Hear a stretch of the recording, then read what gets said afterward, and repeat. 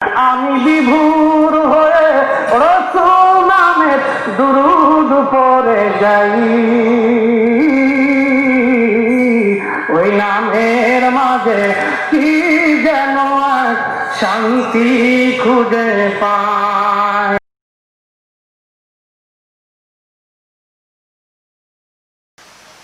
আমাদের এই উপমহাদেশে 17 বার যিনি ভারত আক্রমণ করেছিলেন তিনার নাম সুলতান মাহমুদ গজনবী। এই বীর মুজাহিদ 17 বারের একবারও পরাজিত হন নাই। সুবহানাল্লাহ বলা যাবে না? আপনি চিন্তা করছেন একজন জেনারেল 17 বার একটা মহাদেশ আক্রমণ করছে, একবারও সে পরাজিত হয় নাই। সে কত বড় রণকৌশলী ছিল, আর কত বড় কলিজা ছিল তার, যে সামান্য সংখ্যক মুসলমান নিয়ে এই উপমহাদেশ, গ্রেট উপমহাদেশ, এটা ছোট্টখাটো একটা দেশ না, ভারত ছোট্ট একটা দেশ না, বিরাট উপমহাদেশে অ্যাটাক করছে। তাও 17 বার আক্রমণ করেছে, একবারও পরাজিত হয়নি। এই লোকটা কত বড় আশিক রাসূল ছিল তার একটা বাস্তব উদাহরণ দিচ্ছি। আল্লাহ তাদেরকে কেন বিজয় দিত, তাদের বিজয়ের পিছনে কারণ কি ছিল শোনাইতেছি। সুলতান মাহমুদ গজনবী উনি একদিন রাস্তা দিয়ে শহরের ভিতর দিয়ে চলতেছিলেন। ওনার প্রাসাদ থেকে বের হয়ে যাওয়ার পরেই একটা মাদ্রাসা ছিল। মাদ্রাসার ছাত্ররা লেখাপড়া করত। এই মাদ্রাসার পরিদর্শন অর্থাৎ মাদ্রাসার পাশ দিয়ে সুলতান মাহমুদ গজনবী রাহমাতুল্লাহ আলাইহি চলতেছিলেন। সামনে সামনে সুলতান মাহমুদ গজনবী রাহমাতুল্লাহ আলাইহি মাদ্রাসার সামনে দিয়ে চলতেছে। তিনি লক্ষ্য করলেন যে মাদ্রাসার ভিতরে ছেলেরা পড়তেছে কিন্তু বাতি নাই। তার ভিতরে একটা ছেলে একটা কিতাব নিয়ে পাশেই দোকানের যে দোকানদার আলো জ্বালিয়ে মাল সামানা বিক্রি করতেছে, ওই দোকানের পাশে এসে আলোর পাশে বসে ছেলেটা কিতাব পড়তেছে। দৃশ্যটা দেখে সুলতান মাহমুদ গজনবী রাহমাতুল্লাহ আলাইহির মনে খুব ব্যথা লাগলো যে হারে আমি সুলতান মাহমুদ গজনবী, আমার প্রাসাদের একটা চেরাগ হলো সোনা দিয়ে বানানো, ওনাকে যেই বাতি অর্থাৎ বড় যে মশাল দিয়ে ওনাকে পথ দেখানো হচ্ছিল, এই মশালটা ছিল সোনা দিয়ে বানানো। তিনি স্বর্ণের নির্মিত মশালের দিকে তাকিয়ে বলতেছে, হাইরে আমি সুলতান মাহমুদ গজনবী সাধারণ রাস্তা দেখার জন্য স্বর্ণের নির্মিত মশাল চেরাগ ব্যবহার করতেছি, আর আমার মাদ্রাসার ছেলে হতদরিদ্র গরিব ছেলেটা মাদ্রাসায় পড়ার জন্য বাতির অভাবে দোকানে রাস্তার পাশে বসে বসে সে কিতাব পড়তেছে। আল্লাহর কিতাবের এত বড় অবমাননা আমি হতে দিতে পারি কেন? তখন তিনি সেই স্বর্ণের বাতিটা মাদ্রাসার ছাত্রকে দিয়ে বললেন, বাবা যাও, কিতাব পড়ার জন্য তোমাকে স্বর্ণের বাতিটা দিয়ে দিলাম, তুমি ব্যবহার করো। জোরে বলেন। ওই রাত্রিবেলা সুলতান মাহমুদ গজনবী ঘুমিয়ে পড়ছেন।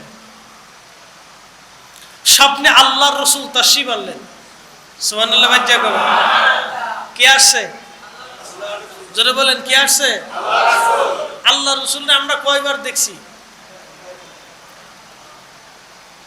সুলতান মাহমুদ গজনবী সে তো বাদশা ছিল, আর বাদশারা তো সাধারণত দুনিয়া পূজারি হয়, নারী পূজারি হয়, বাদশারা তো সাধারণত দুনিয়া ভোগী হয়। এই লোকটাকে আল্লাহ রাসূল দিদার দিলেন, স্বপ্নে আল্লাহর হাবিব তাশরীফ গ্রহণ করছেন। মারহাবা বলেন। নবী হইতে পারেনি? কথা কন না কেন? পারেনি রাসূল? আমরা কোন কোন বাইদের বিশ্বাস তো নবী গেছে গা, আর কি আছে? নবী গেছে গা, নবীর আর আছে কি? আল্লাহ রসুলের মুজিজা নিয়ে, নবীর ক্ষমতা নিয়ে কেউ যদি প্রশ্ন করে তাহলে বুঝতে হবে এটা বাতিল। এটা কি?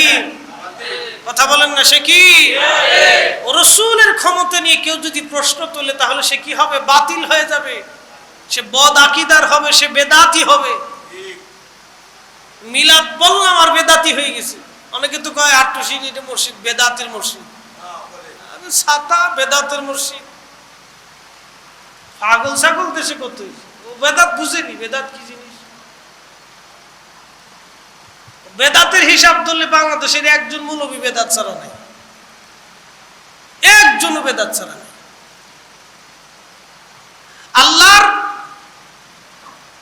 আল্লাহর হাবিব হুজুর নূর সাল্লাল্লাহু আলাইহি ওয়াসাল্লাম তশরিফ গ্রহণ করলেন সুলতান মাহমুদ গজনবীর কক্ষে। নবীজি এসে বলতেছেন, হে মাহমুদ গজনবী, তুমি আমার প্রতিনিধি, আমার ওয়ারিসকে সম্মান করার জন্য দুনিয়া এবং আখিরাতে আল্লাহ তোমার সম্মানকে বৃদ্ধি করে দিবেন। আমার ওয়ারিস, আমার উত্তরাধিকারী, আল উলামা ওয়ারাসাতুল আনবিয়া,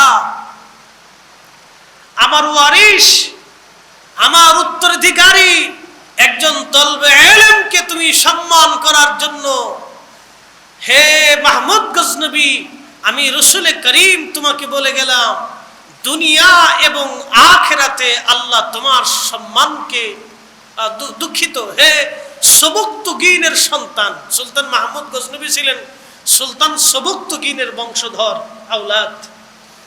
হে সবুক্তগীনের আওলাদ,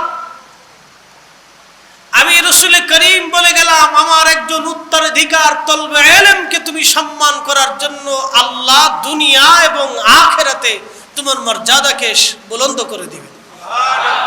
আর জোরে বলেন।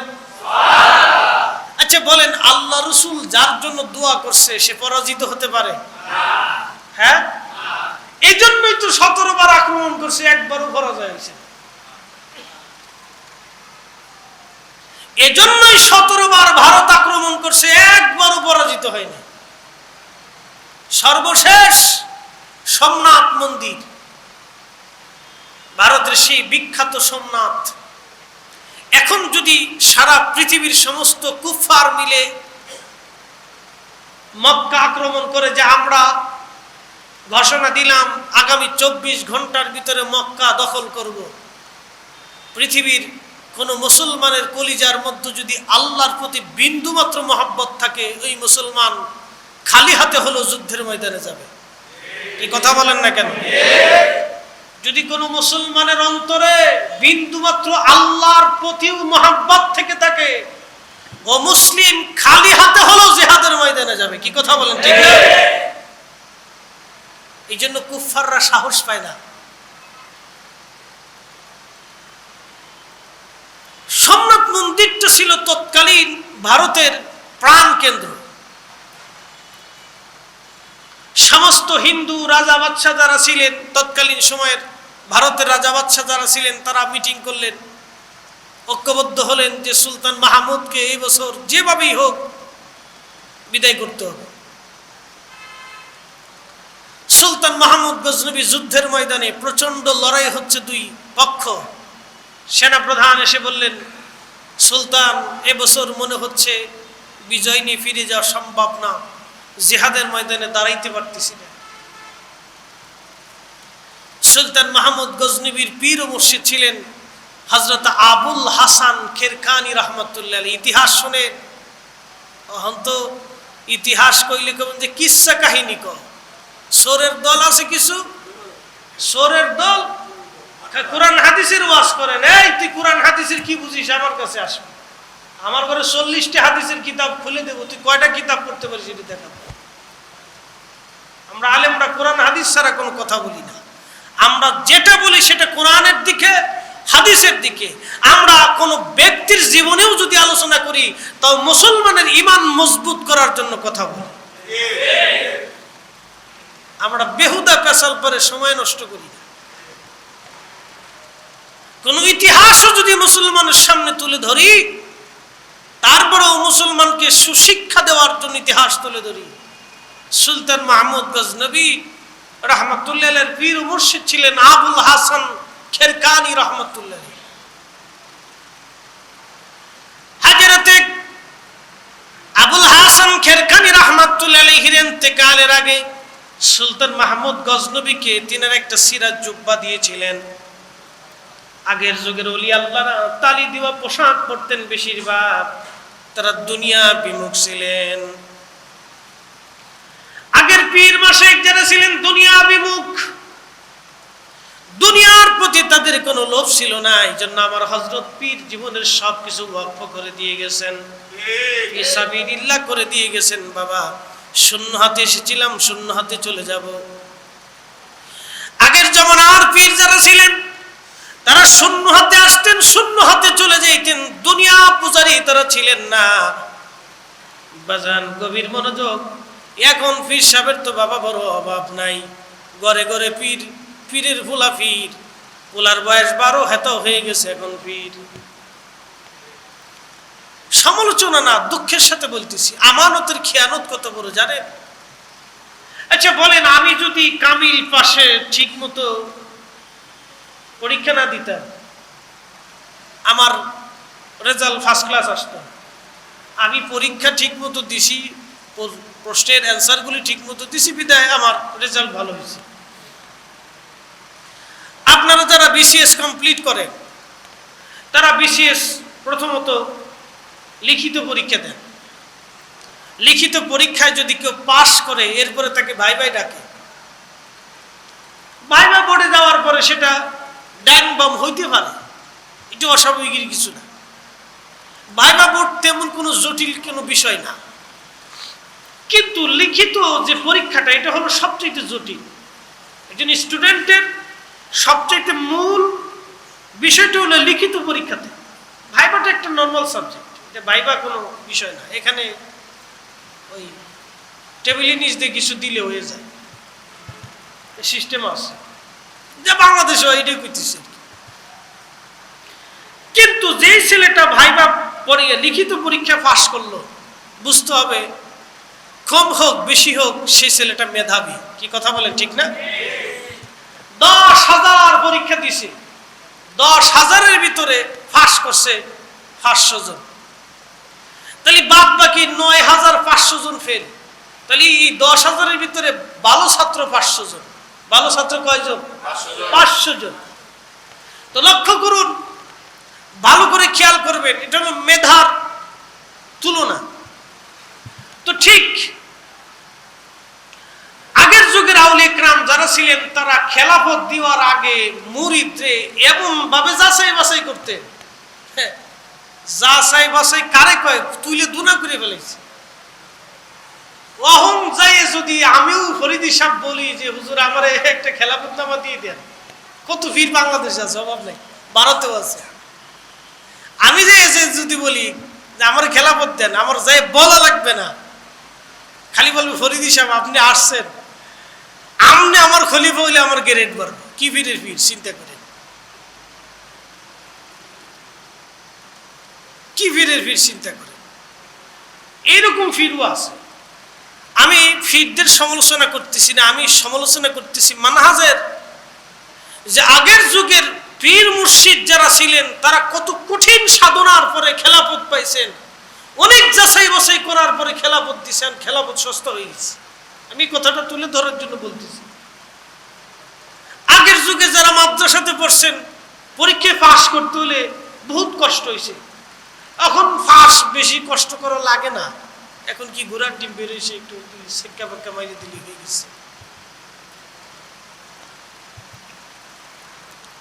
কিছু কয়েকটা শূন্যস্থান মুস্ত পূরণ করে দিয়ে আবার কি নতুন নতুন কি সিস্টেম বেরোয়েছে বুঝবি না। এটা আগে ইতিহাস পড়া লাগছে, বাংলার ভিতরে কত সাবজেক্ট ছিল, কত চমৎকার চমৎকার শিক্ষণীয় কবিতা ছিল, গল্প ছিল, যেগুলির মাধ্যমে মানুষকে উদ্বুদ্ধ করা হইতো, ছেলেদেরকে আগামী দিনের জন্য উদ্বুদ্ধ করা হতো। যাই হোক, এখন সেটা বর্তমান শিশুজনের শিক্ষা ব্যবস্থা আধুনিকায়নের কারণে বিভিন্ন সিস্টেম হতে পারে, সেটা আলাদা বিষয়। আমরা আপনারা যে সময় আগের যুগে পড়ছি, সেটা সিস্টেমটা আলাদা ছিল। তো যেই কথা বলছিলাম, যে আলেমকে সম্মান করার জন্য আল্লাহর হাবিব সুলতান মাহমুদ গজনবীর একটা মর্তবা বাড়াই দিলেন। সেই সুলতান মাহমুদ গজনবী রহমতুল্লাহ আলাইহি জুব্বা, তার পীর মুর্শিদ আবুল হাসান খেরকানি, আবুল হাসান খেরকানির পীর মুর্শিদের নাম ছিল হযরত বাইজিদ বুস্তামি রাহমাতুল্লাহ আলাইহি। বাইজিদ বুস্তামি রাহমাতুল্লাহ আলাইহি তো অবশ্যই শুনছেন আপনারা, উনি তো ছোটখাটো মৌলবী ছিল, তাই না? ছোটখাটো পীর সাহেব ছিল। বাইজিদ বুস্তামি রাহমাতুল্লাহ আলাইহির মুরিদ ছিল সুলতান হযরতে আবুল হাসান খেরকানি। আবুল হাসান খেরকানির মুরিদ ছিল সুলতান মাহমুদ গজনবী। জুব্বাখানা দিয়ে বলতেছে, সুলতান মাহমুদ গজনবী, যদি কোনোদিন কোনো বিরাট কোনো মুসিবতে পড়ে যাও, তাহলে আমার এই জুব্বা হাতে নিয়ে খোদার দরবারে হাত তুইল। তখন সুলতান মাহমুদ গজনবী বলছিলেন, হুজুর আপনি আমার কি দিয়ে গেলেন, আপনি আমার কিছু দিয়ে যান। তখন আল্লাহর ওলি বলেছিল, এই জুব্বাখানা তোমারে দিলাম, যদি কোনোদিন বিরাট কোনো মুসিবতের মধ্যে পড়ো, তাহলে এই জুব্বাখানা হাতে নিয়ে আল্লাহর দরবারে দোয়া কইরো, আমার এই জুব্বার খাতিরে হয়তো আল্লাহ তোমার দোয়াকে মঞ্জুর করে নেবে। সুলতান মাহমুদ গজনবী, সোমনাথ মন্দির আক্রমণ চলতেছে, মুসলমান যুদ্ধের ময়দানে দাঁড়াইতে পারে না। কয়টা মুসলমান, লক্ষ লক্ষ ভারতীয় বাহিনী। সুলতান মাহমুদ গজনবী ওযু করে তাড়াতাড়ি সিন্দুক থেকে সেই জুব্বা বের করে দুহাতের মধ্যে নিয়ে, জুব্বা হাতের মধ্যে নিয়ে দুহাত তুলে আসমানের দিকে তুলে ধরে দুই চোখের পানি ছেড়ে দিয়ে কান্দার বলে, রব্বে কারীম, তুমি জানো আমি মাহমুদ গজনবীর কোনো শক্তি নাই, আমার কিচ্ছু নাই হে রব, কিন্তু তোমার বন্ধু, তোমার ওলি আবুল হাসান খেরকানি রাহমাতুল্লাহ আলাইহি, তিনার এই পবিত্র জুব্বা, এই পোশাক আমাকে দিয়ে বলেছিলেন, এর উসিলা ধরে তোমার কাছে চাইলে বলে রব তুমি দেবে। হে আল্লাহ, আমি তোমার ওলির জুব্বা হাতে নিয়ে তোমার দপ্তরেতে এই জুব্বার উসিলা ধরলাম, রব্বে কারীম, তুমি আজকে মুসলমানদেরকে লজ্জায় ফেলে দিও না হে রব। হে আল্লাহ, তুমি মুসলমানদের বিজয় দাও। আজকে মুসলমান যদি জমিন থেকে পরাজিত হয়ে চলে যায়, জমিনে মুসলমান আসতে পারবে না। হে রব, এই জমিনে আল্লাহর দ্বীন প্রতিষ্ঠিত হবে না। হে রব্বে কারীম, এই জুব্বার উসিলা ধরলাম, তুমি সুলতান মাহমুদকে অপমান করো না, তুমি মুসলমানদেরকে অপমান করিও না। আল্লাহ রাব্বুল আলামিনের ওলির জুব্বার উসিলা ধরে সুলতান মাহমুদ গজনবী চোখের পানি ছেড়ে ছেড়ে অঝর ধারায় সেদিন কেঁদেছিলেন। কিছুক্ষণ পরে সেনাপ্রধান এসে বললেন, হুজুর চিন্তিত হবেন না, সোমনাথ মন্দিরের সিংহ দরজা মুসলমানরা দখল করে নিয়েছে। জোরে বলুন সুবহানাল্লাহ। বিজয়ের মালিক আল্লাহ। আল্লাহ বলেন, কুলিল্লাহুম্মা মালিকাল মুলকি তুতিল মুলকা মান তাশাউ ওয়া তানজিউল মুলকা মিম্মান তাশাউ وتعز من تشاء وتذل من تشاء। আল্লাহ বলে, হাবিব আপনি বলে দেন, মুলকের মালিক আমি আল্লাহ, আমি যাকে খুশি রাজত্ব দেই, যার কাছ থেকে খুশি আমি রব রাজত্ব ছিনাই নেই, যাকে খুশি ইজ্জত ওয়ালা বানাই দেই, যার কাছ থেকে খুশি আমি রব ইজ্জত ছিনাই নেই। এই ইজ্জতের মালিক আমি আল্লাহ, রাজত্বের মালিক আমি আল্লাহ, আমি সম্মানের মালিক আমি আল্লাহ, আমি ইজ্জত দেনেওয়ালা ইজ্জত নেনেওয়ালা। এই জন্য আল্লাহর ওলি যারা ছিলেন, দুনিয়ার সম্পদের পিছনে তারা দৌড়ান নাই, তারা দৌড়াইছেন ওই মালিকের পিছনে, যেই মালিক সব সম্পদের মালিক। এরা কত বড় চালাক ছিল চিন্তা করছে, এরা কত বড় চালাক ছিল, দুনিয়ার সম্পদের পিছনে আমি দৌড়াবো কে, ওর মালিক যে আমি তারে ধরব, ওই সম্পদের মালিক যে আমি তারে ধরব, আমি দুনিয়ার ইজ্জতের পিছনে দৌড়াবো কে, ওই ইজ্জতের মালিক যে আমি তার পিছনে দৌড়াবো। আচ্ছা আপনারা বলেন, একটা লোক যদি সমাজে মানুষের ভালো কাজ করে, একটা লোক যদি মানুষের সমাজে গরিব মানুষের উপকার করে, সে চেয়ারম্যানও না, মেম্বারও না, কিচ্ছু দরকার নাই। আপনি চেয়ারম্যানিতে খারাপেন কেন, মেম্বারিতে দাঁড়াবেন কেন? আপনি গরিব মানুষের উপকার করলেন, সমাজের উপকার করলেন, সমাজের শান্তি শৃঙ্খলার জন্য কাজ করলেন, বিপদে আপদে মানুষের পাশে দাঁড়াইলেন, দুঃখে মানুষের পাশে দাঁড়াইলেন, সুখে মানুষের পাশে দাঁড়াইলেন, সারা জীবন আপনি ভালো কাজ করে গেলেন। এই লোকটার দুর্নাম কেউ করবে? এই লোকটা মরার পরে মানুষ আফসোস করবে, আরে লোকটা কত ভালো মানুষ ছিল, লোকটা গেছে। এই লোকটার জন্য মানুষ আফসোস করবে, আরে লোকটা দুনিয়ার থেকে চলে গেল, লোকটা যদি থাকতো আর কিছুদিন তাহলে সমাজের উপকার হইতো। কিছু গরিব মানুষ নীরবে নিবৃত্তে বসে বসে কান্দে, আরে ওই লোকটা আমার কত উপকার করছে, আল্লাহ তুমি তারে নিয়ে গেছো, ব্যস্ত নসিব করো। আলী রাদিয়াল্লাহু আনহু যেই দিন ওনাকে শহীদ করা হলো কুফার মসজিদে, সেদিন এক খ্রিস্টানের মেয়ে অন্ধ ছিল। ওই মেয়েটা পরের দিন বলতেছে, হযরত আলী রাদিয়াল্লাহু আনহু কি আলী কি দুনিয়াতে আছে? বলতেছে কেন? বলতেছে হযরত আলী খলিফা প্রত্যেক দিন প্রত্যেক রাত্রে আমার জন্য খাবার নিয়ে আসতো। সুবহানাল্লাহ বলেন না? একজন খ্রিস্টানের মেয়ে অন্ধ, খলিফা প্রত্যেক রাত্রে আমারে খাবার দিয়ে যেত। আজকে রাত্রে খলিফা আসে নাই, মনে খলিফা মারা গেছে। তো তাদের ইয়াকিন কি ছিল যে একজন খ্রিস্টানের অন্ধ মেয়ে যার কাছে নিরাপদ, সে সারা পৃথিবীর মানুষ তার কাছে নিরাপদ। আর আজকে আমরা ধর্মের নাম দিয়ে জঙ্গিবাদ চালু করে দিচ্ছি, দেখাইতেছি আমরা কালেমার পতাকা উড়াইতেছি। আরে কালেমার পতাকা কি সাহাবায়ে কেরাম উড়াইনি? একজন খ্রিস্টানের মেয়ে আফসোস করতেছে যে খলিফা প্রত্যেক রাত আমার জন্য খাবার নিয়ে আসতো, আজকে খলিফা আজকে রাতে আমার জন্য খাবার আনে নাই, খলিফা মনে হয় দুনিয়াতে নাই। তখন তাকে বলা হলো, হ্যাঁ খলিফাকে শহীদ করা হয়েছে। একজন খ্রিস্টান অঝোর ধারায় কেঁদেছিল, যারে মুসলমান খলিফার কাছে আমি কতটা নিরাপদ ছিলাম। একজন মুসলিম খলিফার কাছে, তা কোন খলিফা? খলিফাতুল মুসলিমিন, আল্লাহর রাসূল কর্তৃক 4 জন স্বীকৃতি প্রাপ্ত খলিফা, হযরত আবু বকর, হযরত ওমর, হযরত উসমান, হযরত আলী রিদওয়ানুল্লাহি তাআলা আলাইহিম আজমাইন। আল্লাহ এবং আল্লাহ রাসূল কর্তৃক মাহদী এর হেদায়েত প্রাপ্ত খলিফা, সেই খলিফারা যাদের কাছে একজন খ্রিস্টানের সন্তান পর্যন্ত নিরাপদ।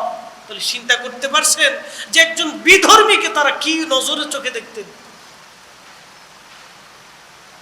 আজকে একটা হিন্দু যদি আপনার পাশে এসে বসে থাকে, দূর মালায়ন এসে পাশে বসলো, এই মিয়া এই শিক্ষা কে দিছে আপনাকে? কে দিছে এই শিক্ষা আপনাকে? আজকে একজন হিন্দু যদি আপনার পাশে এসে খায়, তো দূর মালায়ন আমার পাশে পাশে বসে খাইল, এই শিক্ষা কে দিছে আপনাকে? না দিয়েছে আল্লাহ, না দিয়েছে আল্লাহ রাসূল। হযরত আলী রাদিয়াল্লাহু আনহুর মতো একজন মহান শিক্ষক, আনা মাদিনাতুল ইলম ওয়া আলী বাবুহা, রাসূল বলতেছেন আমি ইলমের শহর, আর এই শহরের দরজা হচ্ছে আমার আলী। সেই ইলমের শহর আলী রাদিয়াল্লাহু আনহুর মতো মহান সাহাবী যদি একজন খ্রিস্টানের বাড়ি প্রত্যেকদিন খাবার পৌঁছাই দিতে পারে, আপনি কি মুসলমান হয়েছেন? আপনি কি দামি হয়েছেন যে একজন হিন্দু দেখলে আপনার ঘৃণা করতে হবে? এই শিক্ষাটাই আউলিয়া کرام সারা জীবন দেওয়ার কারণে এই জমিনে আজ 40 কোটির উপরে মুসলমান। আউলিয়া کرامের শিক্ষা দেখার পরে যুগে যুগে অনেক বিধর্মীরা কালেমা পড়ে মুসলমান হয়ে গেছে। যে মুসলমানের এত চমৎকার আদর্শ। আজকে সারা পৃথিবীতে মুসলমানের দায়িত্ব ছিল মুসলমান ক্ষুধার্তর ঘরে খাবার পৌঁছাবে, কিন্তু আজকে মুসলমান নিজেরাই ক্ষুধার্ত হয়ে গেছে। আজকে মুসলমানের উচিত ছিল সারা পৃথিবীতে মুসলমান যুদ্ধ বন্ধ করবে, মুসলমান যুদ্ধ বন্ধের জন্য সহযোগিতা করবে, মুসলমান শান্তি প্রতিষ্ঠিত করার জন্য সহযোগিতা করবে। আজকে পৃথিবীতে উচিত ছিল সারা পৃথিবীর সমস্ত মুসলমানরা যেখানে যুদ্ধপীড়িত, যেখানে ক্ষুধার্ত, যেখানে অসুস্থ, সেখানে মুসলমান খাবার পৌঁছাবে। আজকে যেখানে যেখানে অশান্তি, মুসলমান সেখানে শান্তি প্রতিষ্ঠিত করবে। এটাই ছিল মুসলমানের দায়িত্ব। উল্টে মুসলমান নিজেরা কামড়া কামড়ি করতে করতে আজকে মুসলমান শেষ। বড় অশান্তি কেন জানেন? আউলিয়া کرامের শিক্ষা মুসলমান থেকে সরে গেছে, অভিভাবক শূন্য। সুলতান মাহমুদ গজনবী রহমাতুল্লাহ আলাইহির কথা তুলে ধরতেছি, দেখেন তিনি কত বড় আশিক রাসূল। একজন বাদশার কথা বলতেছি যিনি 17 বার ভারত উপমহাদেশ বিজয় করছে, 60 কথা না। ওনার গোলামের নাম ছিল আয়াজ। আয়াজের ছেলে ছিল মুহাম্মদ। সুলতান মাহমুদের গোলাম আয়াজ এতটাই বিশ্বস্ত গোলাম ছিলেন যে ওনার গোলামকে একদিন প্রশ্ন তুলল দরবারের অন্যান্য কর্মচারী, মন্ত্রী পরিষদ যারা ছিল, তারা বলতেছে, সুলতান আপনি একটা গোলাম রে এত বিশ্বাস করেন? আমরা মন্ত্রী, প্রধানমন্ত্রী, অমুক মন্ত্রী, তমুক মন্ত্রী, এটা সেটা, সেনাপতি, অমুক ডিভিশনের, অমুক ব্রিগেডের, অমুকের তমুকের, সারা জীবন আপনার ডানে সামনে পিছনে থেকে এই যে যুদ্ধের ময়দানে এত জীবন কত কিছু করলাম, আপনি গোলামরা এত ভালোবাসেন কে? আচ্ছা ঠিক আছে, বুঝাইতেছি। বুঝানোর কথা বলে স্বর্ণের একটা দামি আসবাব নিয়ে আসলেন। পরে হঠাৎ একদিন, ওই সময় না, হঠাৎ একদিন দামি একটা আসবাব আনলেন। আনার পরে যেটা সুলতান সবচেয়ে বেশি পছন্দ করতেন, পৃথিবীর সবচেয়ে দামি হীরা, সুলতান দরবারে যারা ছিলেন সবাইকে বললেন এটা একটু ভেঙে ফেলে দেন। প্রধান সেনাপতিকে বললেন ভাঙেন। সেনাপতি বলল, সুলতান বিয়াদবি নেবেন, এটা আপনার পছন্দের জিনিস, এটা তো দামি জিনিস, এটা পাওয়া যায় না, এটা কেমনে ভাঙবি? আচ্ছা ঠিক আছে, আপনি ভাঙেন। ভাঙে নাই। আপনি ভাঙেন। ভাঙে না। আয়াজ, জি মহারাজ, এটা ভাঙ্গ। আয়াজ সাথে সাথে, আরে সুলতান দেখছেন আয়াজ করলোটা কি? সুলতান মাহমুদ গজনবী বললেন, হে দরবারীরা, আমি আমার আয়াজরে কেন ভালোবাসি জানেন? আমি হুকুম দিতে দেরি হয়েছে, আমার আয়াজ হুকুম পালন করতে দেরি করে নাই। সুবহানাল্লাহ, আসতে বললেন কেন? বলে হুজুর এটা দিয়ে আপনি আমাদেরকে কি শিক্ষা দিলেন? দুইটা শিক্ষা দেব আপনাদেরকে, একটা হলো দুনিয়ার শিক্ষা আর একটা হলো আখিরাতের শিক্ষা। বুঝাইতেছি। আপনি কোন শায়েখের কাছে পড়ালেখা করেন, আপনার উস্তাদ আপনাকে বলল, বাবা এই প্রথম থেকে শেষ পৃষ্ঠা পর্যন্ত আপনি আজকে কমপ্লিট করবেন। উস্তাদের হুকুম মানা ছাত্রের জন্য কর্তব্য কিনা? করতে হবে। এটা হলো ছাত্র উস্তাদের। ফির মুরিদের, ফিরে বলল, বাবা আপনাকে কাজ করতে হবে, মুরিদের দায়িত্ব কাজ করা। কি কথা ঠিক? বাস, এখানে আর কোনো প্রশ্ন নাই। মা, বাবা, মা বলল, বাবা তুমি আজকে কাজ করতে পারবে না। ছেলের দায়িত্ব হলো, মা নিষেধ করছে আমি করব না। কথা ঠিক? মা বাবা এটা নিষেধ করছে আমি করব না। আখিরাতেরটা কোনটা? একজন গোলাম যদি মনিবের হুকুমটা এভাবেই মানে যে দুনিয়ার সমস্ত দামি একটা আসবাব যেটা সুলতান পছন্দ করেন, হুকুম করার সঙ্গে সঙ্গে সুলতান ভেঙে ফেলে দিলেন গোলামের কাছে ওই আসবাবের দাম নাই, গোলামের কাছে দাম হলো মনিবের হুকুম। মনিবের কি হুকুম? তো ঠিক আমাদের মালিক হলো আল্লাহ। আল্লাহ হুকুম করছেন এ সময় জোহরের ওয়াক্তে জোহরের নামাজ পড়তে হবে, গোলামের দায়িত্ব হলো নামাজের টাইমে নামাজ পড়তে হবে, ব্যবসাকে লাথি মেরে ফেলে দিতে হবে। কথা বুঝছেন নি আপনারা? যদি এটা মানতে পারেন তাহলে মালিক আল্লাহ, গোলাম আমরা, কাজ হাসিল হয়ে যাবে। এই জন্য আমাদের এইগুলি বুঝতে হবে। তো এই গোলাম আয়াজ, তার ছেলে ছিল মুহাম্মদ। আয়াজ বৃদ্ধ হয়ে গেছে, মনিব আমি তো বুড়া, বৃদ্ধতার জন্য আপনার খেদমত করতে পারি না, তা আমার ছেলে আছে, আমার ছেলেটা আমার মতো বিশ্বস্ত, ওরা আমি এইভাবে তৈরি করছি, তা আপনি যদি চান তো আমার ছেলেটারে আপনার কর্মচারী হিসেবে দিয়ে দিই। তো ঠিক আছে দাও। তো ছেলের নাম মুহাম্মদ। কোন সময় মুহাম্মদ কই ডাক দেয় না, খালি কয়ে আয়াজের বেটা এদিকে আসো, আয়াজের বেটা এদিকে আসো। একদিন ছেলে যায় বলতেছে, বাবা আপনি এমন একজন বাদশার কাছে আমাকে দিলেন, আমি তার এত বিশ্বস্ত খেদমত করি কিন্তু আমার নাম ধরে কোনোদিন ডাক দেয় না, একটু জিজ্ঞেস করবেন সে কি আমার উপর বেজার। আয়াজ দৌড়াই গেলেন বাদশাহের দরবারে, যে বলতেছে সুলতান জীবনে কোনোদিন আপনার হুকুমের বাহিরে কোনোদিন যাই নাই, মনে কোনোদিন কষ্ট দেই নাই। আমি বৃদ্ধতার জন্য আপনার খেদমত করতে পারি না বাদশা। আমার ছেলে আপনার খেদমত করে, আমি কি কোনো ভুল করেছি না আমার ছেলে কোনো ভুল করেছে?